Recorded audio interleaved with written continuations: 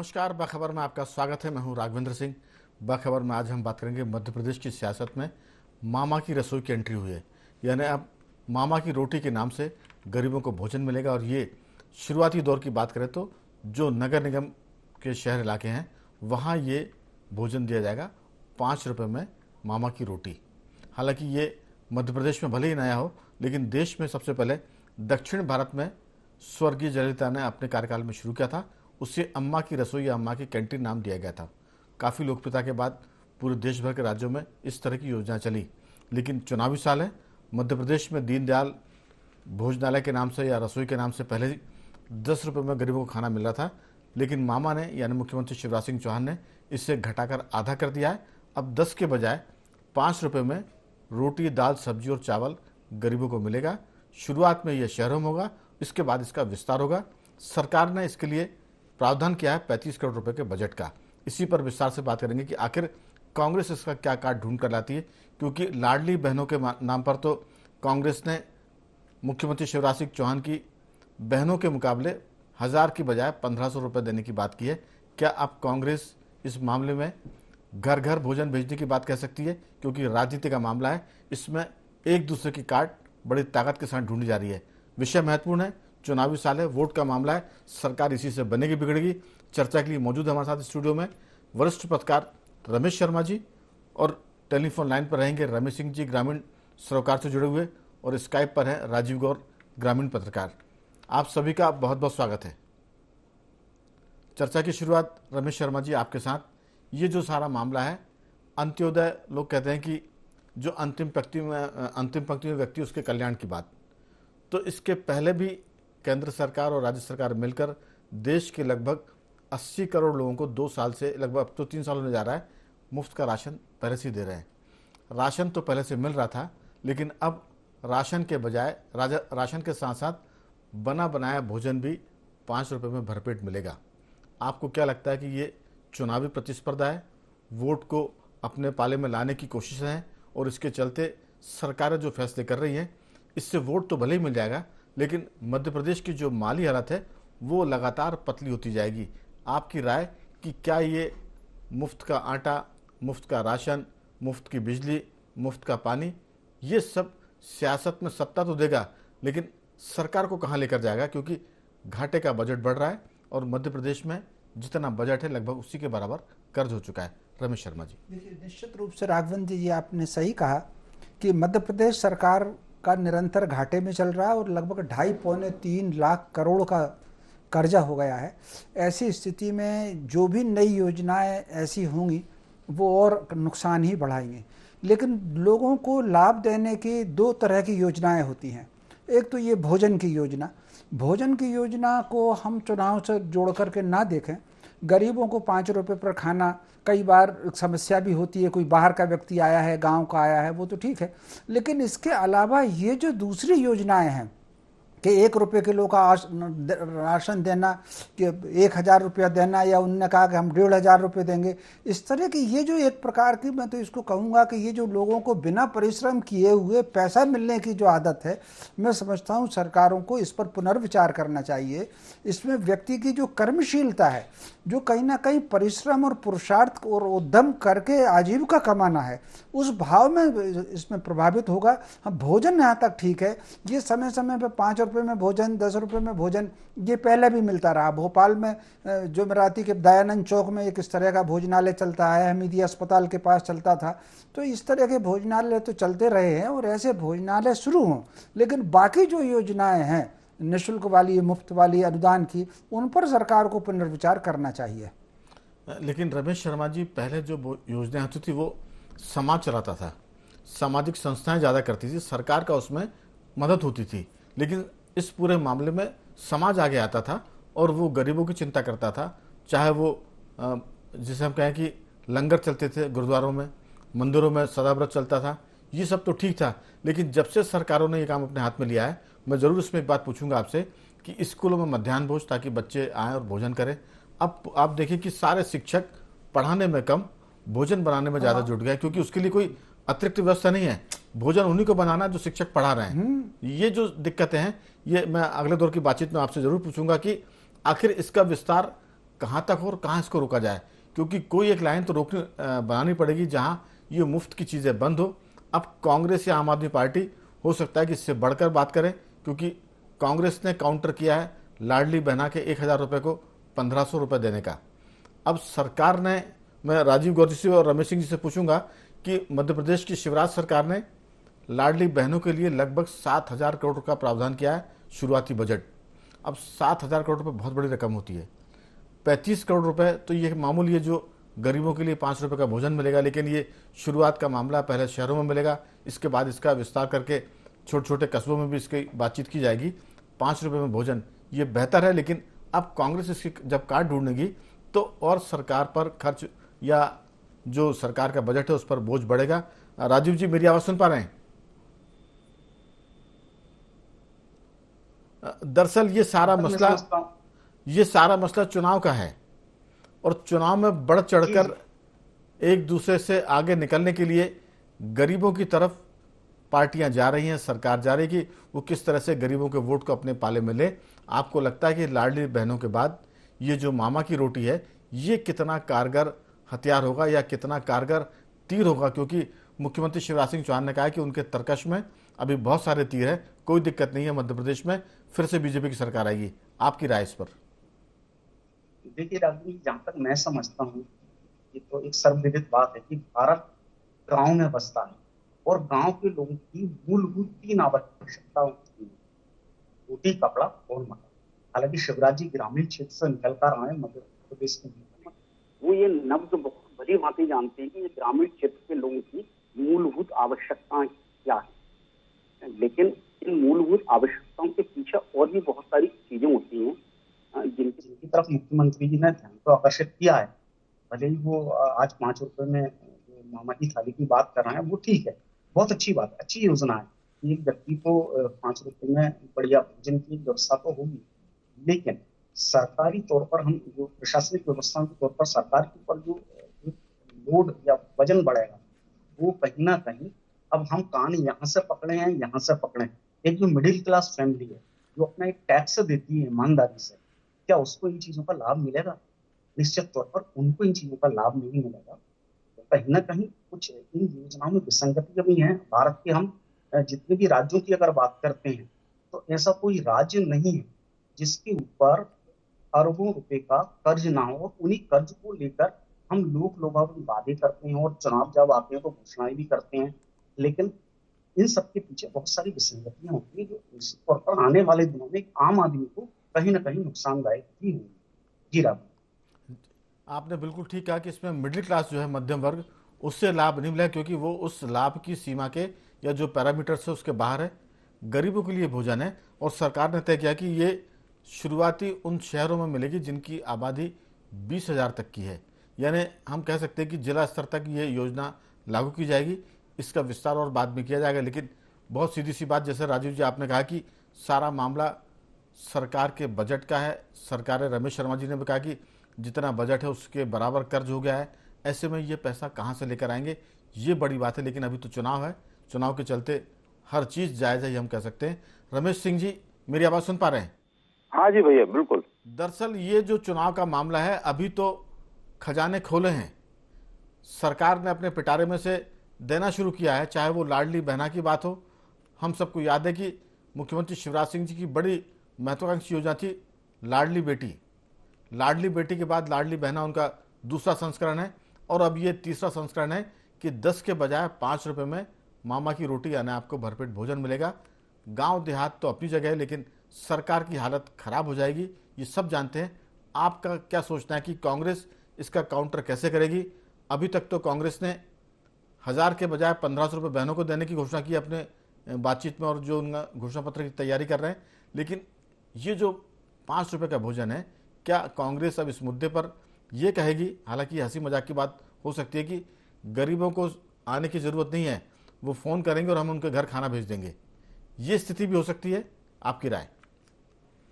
जी, मुझे ऐसा लगता है कांग्रेस के पास एक ही विकल्प है अब इसका, कि या तो जो आपने कहा कि वो होम डिलीवरी का भोजन की होम डिलीवरी की घोषणा करेगी, या फिर ये कहेगी कि मामा 5 रुपए में दे रहे हैं, हम फ्री में देंगे। अब आते हैं काम की बात पे, कि राघवेंद्र जी आम आदमी को अगर भोजन की समस्या है तो सरकार निःशुल्क राशन दे रही है, उसे चावल दे रही है, गेहूं दे रही है, दालें दे रही है और दूसरी चीजें दे रही है। तो ये इतना यहाँ तक तो ठीक था, लेकिन इससे भी ये हालत है। मैं आपको बताऊं, ग्रामीण क्षेत्र में जो ग्रामीण अर्थव्यवस्था है उसमें श्रम संकट इतना ज्यादा है और उसका कारण ये निःशुल्क भोजन, ये निःशुल्क राशन है। खैर, इसे भी मान लें कि निःशुल्क राशन से आम आदमी को बड़ी राहत मिलती है, लेकिन अब अगर मतलब राजनीति की इंतहा है कि जब राज सत्ता वोटों के लिए आम आदमी को रोटी बना बना के खिलाने लगे तो फिर इस देश की अर्थव्यवस्था में श्रम संकट की क्या स्थिति होगी। दूसरी बात, ये जो चलन हुआ है, लाडली लक्ष्मी, लाडली बहना और ये मुफ्त बिजली, मुफ्त ये, मुफ्त वो, और अब मुफ्त ये अनाज के अलावा अब मुफ्त में भोजन बना के दे रहे हैं, तो इससे देश की अर्थव्यवस्था, मुझे बहुत डर लग रहा है कि जो इस समय कंपटीशन इतना ज्यादा चल रहा है फोकटगिरी का, मतलब मुफ्तखोरी का, कि हालात पाकिस्तान और श्रीलंका जैसे ना हो जाए, क्योंकि इससे अर्थव्यवस्था पे बोझ भी पड़ रहा है और दूसरी तरफ श्रम संकट जबरदस्त बढ़ा है। और श्रम संकट जब बढ़ता है भाई साहब, तो इससे देश की जो उत्पादकता है उस पर असर पड़ता है। उत्पादकता पे असर पड़ता है तो अर्थव्यवस्था कलेप्स करती है और पाकिस्तान और ये श्रीलंका जैसे हालात, हमारी अर्थव्यवस्था मजबूत है इसलिए अभी ठोकर संभाल रही, लेकिन अगर यही हालत रहे, अभी कांग्रेस आके फ्री का बोल देगी, फिर इसमें और कुछ ऐड कर देंगे वो, तो देश की अर्थव्यवस्था का मतलब ये इन पूरी योजनाओं से देश की अर्थव्यवस्था का भट्टा बैठता। राजनीतिक लाभ भले मिले, चुनाव भले जीत जाए, लेकिन अल्टीमेटली इनका इससे नुकसान ही होता है देश को। बिल्कुल रमेश शर्मा जी, हर कोई इस बात पर चिंतित है। चाहे हम आम आदमी पार्टी दिल्ली की बात करें कि जब उन्होंने कहा कि हम बिजली को सस्ता करेंगे, पानी फ्री में देंगे, इसके बाद उन्होंने कहा कि हम पंजाब के चुनाव में उन्होंने कहा कि हम हर महिला के पास बैंक खाते में सीधे 1000 रुपये भेजेंगे। तो ये इसके बहाने आप सरकारों में तो आ सकते हैं, लेकिन विकास कार्यों के लिए फिर पैसा कहाँ से लाएंगे? जब आप कर्ज ले रहे हैं, आपके बजट के बराबर कर्ज हो गया है, फिर कर्ज का ब्याज आपको अदा करना पड़ेगा, उसकी किस्तें अदा करनी पड़ेगी, तो डेवलपमेंट के लिए पैसा कहाँ से आएगा? या तो डेवलपमेंट की गति धीमी होगी या फिर टैक्स बढ़ेंगे, और टैक्स उस पर बढ़ेगा जो बेचारा पहले से ही टैक्स देता हुआ आ रहा है, यानी जो टैक्स दे रहा है वो और टैक्स देगा, जो मुफ्त का खा रहा है वो मुफ्त का और उसको मिलता जाएगा। बदले में पार्टियों की सरकारें बनेंगी, लोग मजे करेंगे। आपकी राय? ये बिल्कुल आपने ठीक कहा कि निश्चित रूप से ये जो अभी रमेश सिंह जी ने कहा कि इससे कहीं ना कहीं अर्थव्यवस्था बैठ रही है, और न केवल अर्थव्यवस्था बैठ रही है, अब इतना कर्ज हो गया है कि सरकार की जो आय है, बजट एक अलग चीज होती है, बजट का में तो टोटल मुद्रा का एक प्रकार से परिचालन के सामने होता है, लेकिन जो शुद्ध आय है सरकार की, उस शुद्ध आय के अनुरूप तो ब्याज हो गया है जो हमको चुकाना पड़ेगा शुद्ध आय के अनुरूप। अब हालत ये हो गई है कि कर्मचारियों को तनख्वाह बांटने के लिए भी कर्ज की लेने की जरूरत पड़ रही है।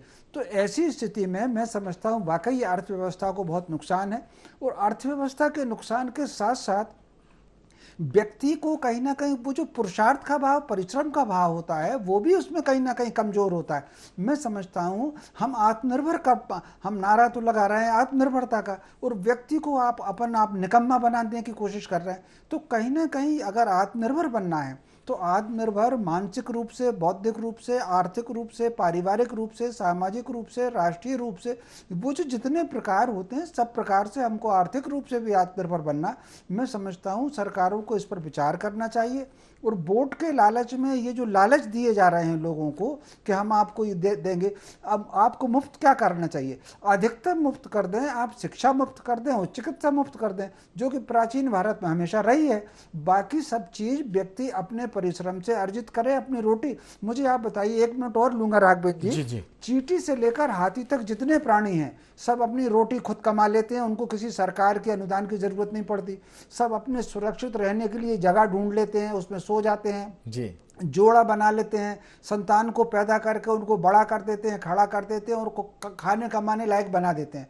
तो मुझे ये बताइए, चींटी से लेकर हाथी तक सृष्टि के सारे प्राणी आत्मनिर्भर हैं, आप मनुष्यों को कमजोर और आश्रित क्यों बनाना चाह रहे हैं? मैं समझता हूं इस पर सैद्धांतिक रूप से सरकारों को राजनीति से अलग हट करके विचार करना चाहिए। जी बिल्कुल शर्मा जी, एक तो ये संकट है, दूसरा ये कि अभी आपने कहा कि वेतन की अदायगी के लिए सरकार को कर्ज लेना पड़ता है कि तनख्वाह बांटने के लिए। फिर जो पेंशन का मामला भी नया आ गया, कर्मचारी बिल्कुल कांग्रेस ने कहा कि वो पेंशन देंगे, सरकार ने उसको बंद कर रखी है। लेकिन इसके अलावा एक और बात है, जो लोग जो जुलाई अगस्त में रिटायर हो रहे हैं, सरकार को उनके रिटायरमेंट पर पैसा देने के लिए पैसा नहीं है उनके खाते में, उसके लिए भी कर्ज लेना पड़ेगा। तो हर काम अगर आप कर्ज से लेंगे तो सरकार कैसे चलेंगी, विकास कैसे होगा। लेकिन चर्चा को आगे बढ़ाने के पहले हम सुनते हैं इस मुद्दे पर राजनेताओं की क्या प्रतिक्रिया है, उन्हीं की जुबानी।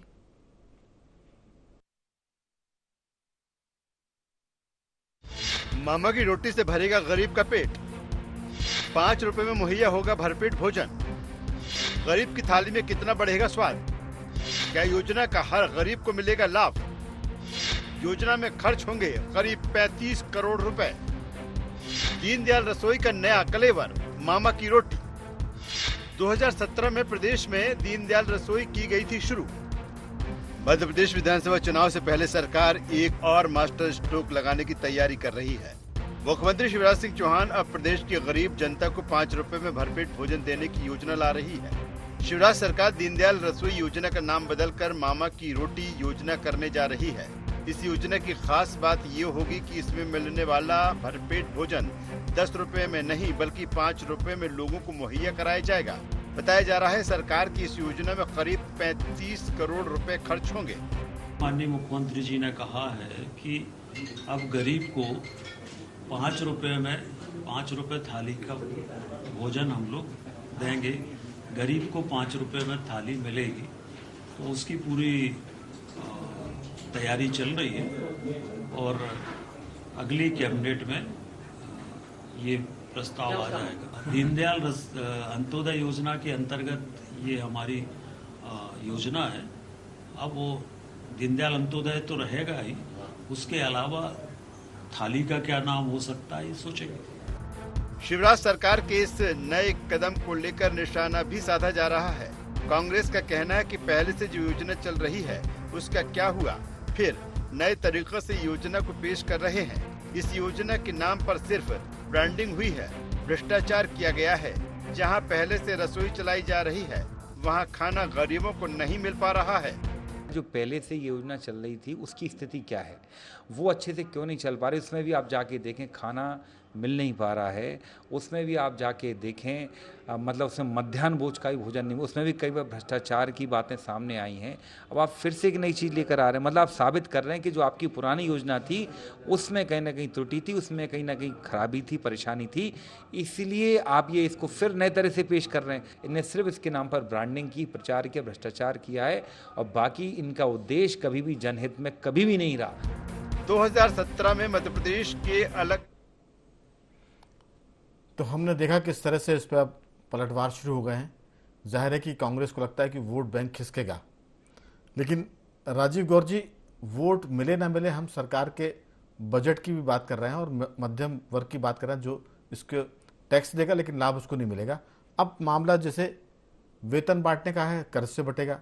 पेंशन अगर दी जाएगी तो वो सरकार देने की स्थिति में, लेकिन कांग्रेस ने अनाउंसमेंट कर दिया कि वो पेंशन देंगे। इसका मतलब कि अब दबाव दोनों तरफ से है। कांग्रेस भी घोषणा करके दबाव में ला रही भाजपा को, और बीजेपी चूंकि सरकार में है तो वो अपनी घोषणाओं करने के साथ साथ उस पर अमल करती भी दिख रही है। अब लगता है आने वाले दिनों में मुफ्त की घोषणाएं और लोक लुभावन बातें बहुत सारी होने वाली है। आपकी राय संक्षेप में? जहां तक मैं समझता हूँ कि मुख्यमंत्री शिवराज सिंह चौहान काफी समय से मुख्यमंत्री हैं, विधानसभा से और इनको राजनीति का बहुत अच्छा अनुभव भी रहा है। लेकिन ये अब मुफ्त की घोषणाओं में कैसे उलझ गए हैं, कहीं ना कहीं इनको सत्ता परिवर्तन की आर्ट है, जहां तक मैं समझता हूँ। हालांकि मुख्यमंत्री जी की अभी तक जितनी भी योजना है वो लोक लुभावन पहले नहीं रही है, अब वो इस क्लीवर पे आ गए हैं। तो कहीं ना कहीं ये राजनीतिक द्वंद या एक कॉम्पिटिशन जिसको हम कह सकते हैं कि तू डाल में 5 राजीव जी, मुझे लगता है इसके पीछे एक कारण है, शायद शर्मा जी और रमेश सिंह जी भी इससे सहमत होंगे। पिछले 18 के चुनाव में 2018 की बात है, जब कांग्रेस ने कहा था कि 2 लाख तक का किसानों का कर्जा माफ करेंगे, बीजेपी ने इस पर एक कठोर रुख अपनाया था कि नहीं, सरकार की हालत ठीक नहीं है और हम 2 लाख तक का कर्ज माफ नहीं कर सकते क्योंकि बजट नहीं है। और उस घोषणा के चलते कांग्रेस सरकार में आ गई थी। हमें लगता है कि अब बीजेपी कोई ऐसा मुद्दा नहीं छोड़ना चाहती जिससे सरकार उससे छिटक के दूर चली जाए। ये एक बात लगती है। राजीव जी। जी, मैं वहीं आना चाह रहा था कि अब शिवराज जी भी कहीं ना कहीं इस पर ध्यान आकर्षित करने में लगे हुए हैं कि जो पुराने मुद्दे जो कांग्रेस ने उठाए थे या जिन चीजों को हमने छोड़ दिया था, जी। अब हम उन चीजों को लेकर जनता के बीच में जाएं और उनको हम अपनी ओर आकर्षित करें। हालांकि ये एक दूर की कौड़ी है, एक दूर का एक विषय भी हो सकता है कि आगामी समय में मध्य प्रदेश के बजट के ऊपर, वहाँ वित्तीय स्थिति के ऊपर क्या प्रभाव पड़ेगा, ये बहुत सोचने वाली बातें होती हैं।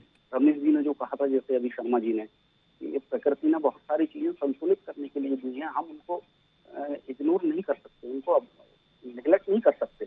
बिल्कुल राजीव जी, दरअसल मुफ्त की घोषणा देने की होड़ मची हुई है कि किसी भी तरह सरकार में आ जाए, लेकिन इसको कहीं ना कहीं तो ये रोकना पड़ेगा। रमेश सिंह जी, आपका इसमें क्या कहना है? ये जो सारा मामला है चुनावी मामला है और चुनावी साल में केजरीवाल सरकार है वो बहुत आगे निकल गई है मुफ्त की घोषणाओं में, लेकिन हम दिल्ली से कंपेयर मध्य प्रदेश का नहीं कर सकते क्योंकि वहाँ टैक्स पेयर लोग ज्यादा हैं। सबसे बड़ी बात ये हमें समझना चाहिए, दिल्ली एक औद्योगिक राजधानी है भारत की, तो वहाँ टैक्स पेयर लोग जहाँ ज्यादा हैं, वहाँ रेवेन्यू ज्यादा जनरेट होता है, ना कि मध्य प्रदेश में अपना रेवेन्यू जनरेट होता है। लेकिन राजीव जी, इसमें रमेश जी ने कहा कि वृत्ति का सवाल है। आप आदमी को मक्कारी की तरफ ले जा रहे हैं, बिना कुछ किए अगर भोजन मिलेगा तो फिर श्रम शक्ति का अपमान होगा। मैं लौटूंगा, आपके पास समय की कमी है। रमेश सिंह जी, आपके इसमें क्या राय है कि क्योंकि सारा मामला बजट का है, मनोवृत्ति का है, लोग मक्कारी की तरफ जाएंगे, औद्योगिक जो स्थिति वो बिगड़ेगी, आपकी इसमें क्या चिंता है, हमसे जरूर साझा करें। राघवेंद्र जी, आम आदमी को जिस तरह से सरकारें ढालती है वह ढालना चाहे वैसा आम आदमी ढलता है। जैसे हम अपने घरों में अपने बच्चों को या परिवार को जिस तरह ढालते हैं, जिस तरह ले जाना चाहते हैं वैसा ले जाने लगते हैं। तो सरकारों ने ये मुफ्तखोरी की तरफ लोगों को ढालना शुरू कर दिया है। अब आज हालत ये हो गई है कि आम आदमी अपना मुंह फाड़ के बैठा है कि इसमें मुफ्त का क्या आएगा। अब हर आदमी पहले नहीं चाहता था, लेकिन अब ये चाहने लगा। दूसरी बात में एक महत्वपूर्ण बात कहना चाहता हूँ कि मध्याह्न भोजन और लाडली लक्ष्मी योजना की सार्थकता को मैं बताता हूँ कि किस तरह से एक गरीब बच्चा भोजन के अभाव की वजह से स्कूल नहीं आता था, सरकार ने उसको मध्याह्न भोजन दिया और अब वो कम से कम स्कूल अटेंड करने लगा। दूसरी बात, लाडली लक्ष्मी योजना की वजह से बेटियां बोझ नहीं बनती। तो ये दोनों योजनाओं के पीछे एक बहुत मजबूत सामाजिक कारक है और मजबूत तर्क है। लेकिन आम आदमी को बना बनाया भोजन देने के पीछे कौन सा लॉजिक है, ये समझ में नहीं आता। इससे कौन सी सार्थकता है, कौन सा सामाजिक ताना वाना। रमेश जी, इसके पीछे बहुत सिंपल सा लॉजिक है कि वोट सरकार, क्योंकि पिछले चुनाव में बीजेपी भुगत चुकी है कि वो 2 लाख का कर्जा माफ करने की जो बात थी उससे बीजेपी पीछे हट गई थी और कांग्रेस ने इसी मुद्दे पर बढ़त बना ली थी। तो हमें लगता है कि इस बार जो है प्रतिस्पर्धा है, किस तरह की घोषणाएं फ्री की होंगी, कितनी उदारता वाली होंगी, तो देखते हैं आने वाले दिनों में। दक्षिण भारत से शुरू हुई थी अम्मा कैंटीन, अब मध्य प्रदेश में आकर वो दीनदयाल रसोई के बाद मामा की रोटी में तब्दील हो गई है। आने वाले दिनों में और क्या क्या देखने को मिलेगा, सुनने को बहुत दिलचस्प होगा। हमको एक तरह से कहते हैं ना, दिल थाम कर बैठना पड़ेगा कि आखिर सरकारें और पार्टियां क्या क्या घोषणा करेंगी वोट पाने के लिए। सरकारों के लिए तीनों मेहमानों का मैं धन्यवाद करूंगा। रमेश जी आपका भी, राजीव जी आपका भी और रमेश सिंह जी आपका बहुत बहुत साधुवाद कि आपने चर्चा में हिस्सा लिया। तो कुल मिलाकर मामा की रोटी सरकार को कितना मजबूत करेगी और भाजपा को 5वीं बार किस तरह से सरकार में लाएगी, इस पर सारा दाव है। बाखबर में आज सिर्फ इतना ही। बने रहिए हमारे साथ और देखते रहिए IND 24।